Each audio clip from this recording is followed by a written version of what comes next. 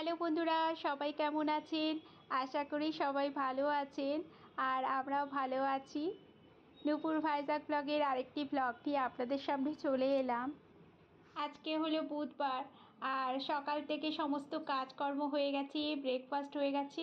মিষ্টির বাবা ডিউটি চলে গেছে, কিন্তু দুপুরবেলা আজকেও চলে আসবে।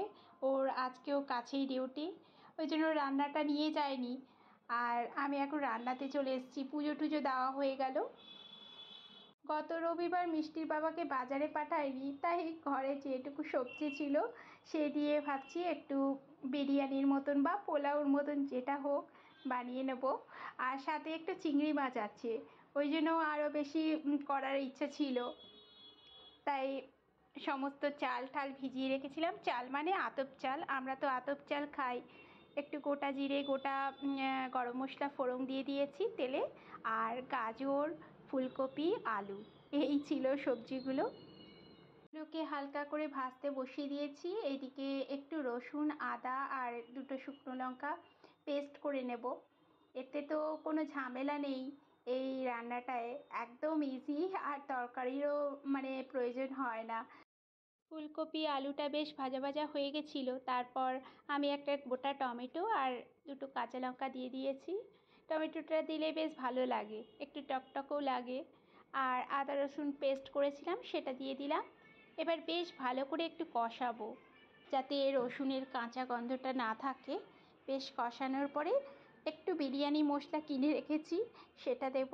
একটু টক দই দিলাম আর অল্প একটু হলুদ দিলাম। বিরিয়ানির মশলাটাও দিয়ে দিলাম, দিয়ে সমস্ত মশলা দিয়ে একসঙ্গে কষাবো।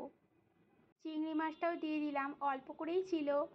দিয়ে এবার কষানো হয়ে গেছে, এবার চালটা দিয়ে দেবো।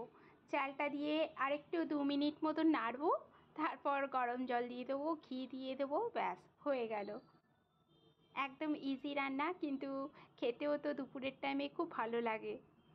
এর সঙ্গে কোনো তরকারি করব না। মিষ্টির বাবা বলছে আর কিছু তরকারি করবে না। ও এরকম রান্না থাকলে ওর আর কিছু তরকারি লাগে না। আগে একটু বেরেস্তা ভেজে রেখেছিলাম, সেটাই দিয়ে দিলাম। বেশ পেঁয়াজটা ভাজা ভাজা হলে খেতেও টেস্ট হয়।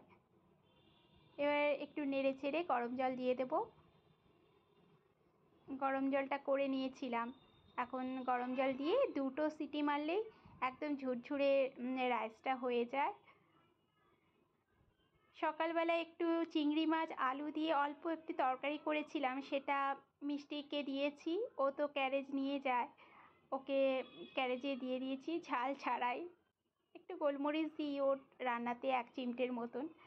তাই আমাদের রাইসটাতে একটু ঝাল দিয়েছি। যদি মিষ্টি খাবে, ও অল্পই খায়। এরকম বিরিয়ানি খাবারগুলো ও অত পছন্দ করে না, ওকে প্লেন খাবারই খেয়ে খেয়ে অভ্যস্ত। তাই ওকে প্লেন খাবারই দিই। মাঝে মধ্যে ওর ইচ্ছে হলে একটু কখনো প্লেটে দিলে কখনো খায়, না হলে ওর ইচ্ছে না হলে খায় না। হয়ে গেছে দেখুন রাইসটা, একদম ঝুড়ো ঝুড়ো। মিষ্টির বাবাও চলে এসছে। পাঁপড় আর রাইস আর রায়তা বানিয়েছিলাম। এই হচ্ছে আজকে আমাদের দুপুরের মেনু। এটা আবার অনেকক্ষণ পরের। মিষ্টি স্কুল থেকে চলে এসছে, আর মিষ্টির একটা পার্সেল দুপুরেই এসেছিলো, আমি খুলিনি। যেহেতু মিষ্টি খোলে, ওর একটা ব্যাগ অর্ডার করেছিলাম। ওর একটা ব্যাগে হচ্ছে না, একটা ছিল পুরনো ব্যাগ, আর আরেকটা যেটা নিয়ে যায় সেই ব্যাগে আধা দিন তরকারি ভাত বা কিছু একটা ফেলে নিয়ে আসে। তাই ওর জন্য আরেকটা ব্যাগ অর্ডার করেছিলাম, সেটাই এসছে। সেটাই মিষ্টি খুলছে, মিষ্টির বাবাই হেল্প করলো। ব্যাগটা বেশ ভালো হয়েছে। চলুন, মিষ্টির তো খুব পছন্দ হলো। তাহলে আজকের ভিডিওটা এই পর্যন্তই।